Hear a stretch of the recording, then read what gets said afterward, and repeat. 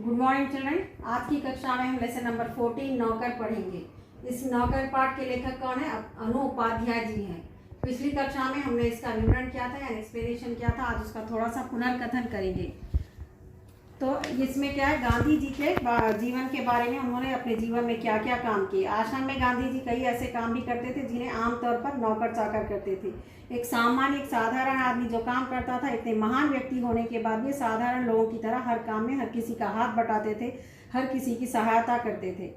तो इस तरह ये अपने आश्रम में अपने साथ काम करने वाले कार्यकर्ताओं के साथ भी मिलजुल कर काम करते थे। कुछ वर्षों तक गांधी ने आश्रम के भंडार का काम संभालने की मदद की। सवेरे की प्रार्थना के बाद वे रसोई घर में जाकर सब्जियां भी छीलते थे और भंडारे में अगर कहीं गंदगी या मकड़ी का जाला देख पाते तो अपने साथियों को आड़े हाथ लेते। सब्जी और फल अनाज के पौष्टिक गुणों का ज्ञान था। एक बार आश्रमवासी ने बिना धोए आलू काट दिए तो उन्हें समझा कि आलू और नींबू को बिना धोए नहीं काटना चाहिए। तो इस तरह यहाँ तक देखिए आप। अब आज के पैरा यहाँ पर पेज नंबर 100 में यहाँ से पढ़ेंगे। हम यहाँ से स्टार्ट करेंगे। आश्रम का एक नियम यह था कि सब लोग अपने बर्तन खुद साफ करें। रसोई के बर्तन बारी बारी से सब लोग दर बांधकर धोते थे। एक दिन गांधी ने बड़े बड़े पतीलों को खुद साफ करने का काम अपने ऊपर लिया। आश्रम में एक नियम था यानी एक रूल ये था कि नियम का अर्थ क्या है? रूल था। नियम का अर्थ क्या है? रूल। ये था कि सब लोग अपने अपने बर्तन खुद साफ करें। बर्तन यानी जो खाते हैं जो प्लेट्स हैं वो हर कोई अपने अपने प्लेट साफ करे। रसोई के बर्तन बारी बारी। रसोई के बर्तन यानी जो पकवान कुकिंग करते हैं वो बर्तन को बारी बारी यानी हर एक अपने ऑर्डर में सीरियल वाइज अपना अपना काम करते थे। तो एक दिन गांधी ने बड़े बड़े पतीलों को खुद साफ करने का अपने ऊपर भार लिया। इन पतीलों को की पेंदी में खूब कालिख लगी थी। राख भरे हाथों से वह पतीले को खूब जोर जोर से रगड़ने लगे।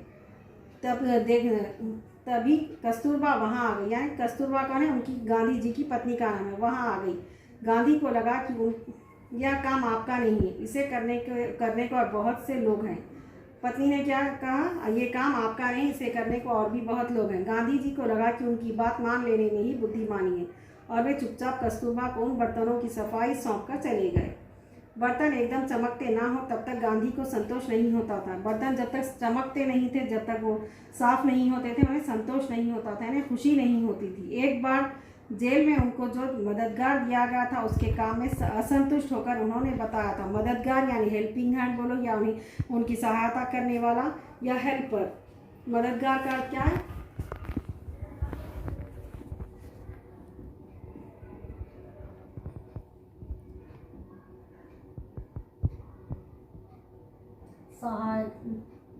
सहायता करने वाला, सहायक।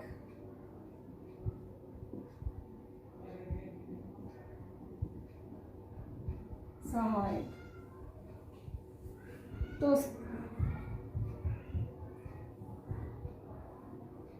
उसके काम से वह असंतुष्ट होकर यानी नाखुश होकर उन्होंने बताया था कि वे खुद कैसे लोहे के बर्तनों को भी मांझकर चांदी सा चमका देते हैं।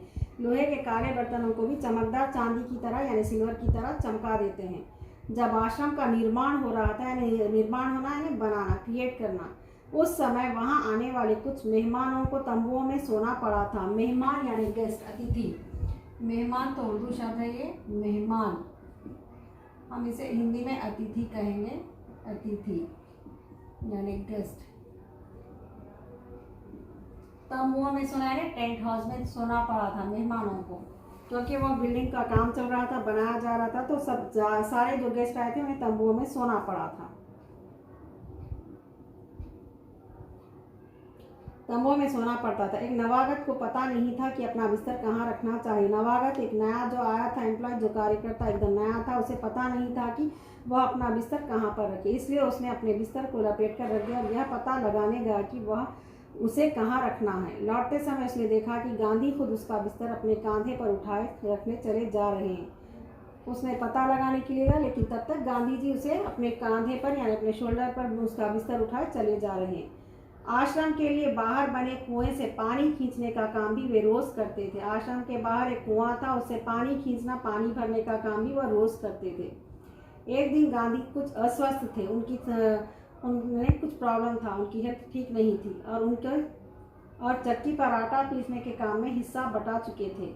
उनके एक साथी ने उन्हें थकावट से बचाने के लिए यानी उनकी टायर्डनेस को दूर करने के लिए अन्य आश्रमवासियों के यानी कई आश्रमवासियों मिलकर उनकी सहायता में सभी छोटे बड़े बर्तनों में पानी भर डाला उनकी सहायता के लिए।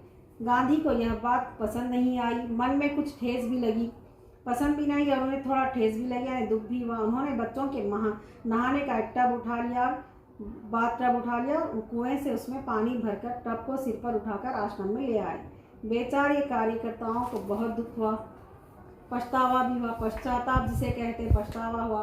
शरीर से जब तक बिल्कुल लाचारी ना हो, जब तक गांधी को यह बात बिल्कुल पसंद नहीं थी, जब तक लाचारी नहीं हो, जब तक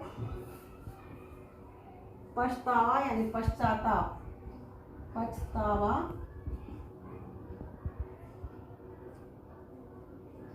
पश्चाताप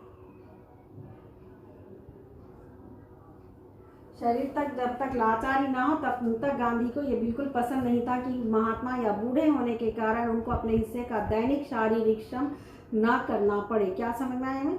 यहाँ पर देखिए, अब जब तक बिल्कुल लाचारी ना हो यानी बिल्कुल लाचार या मजबूर ना हो, जब तक कोई भी उनके अपना काम यानी महात्मा है या बूढ़े होने के कारण उनके साथ कोई भी हमदर्दी या सहानुभूति की कोशिश करने लगे तो उन्हें ये काम पसंद नहीं था। उनके अपने हिस्से का दैनिक शारीरिक श्रम, दैनिक क्या है? डेली।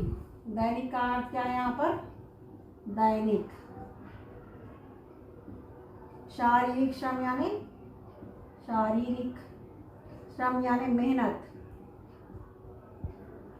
Physical work.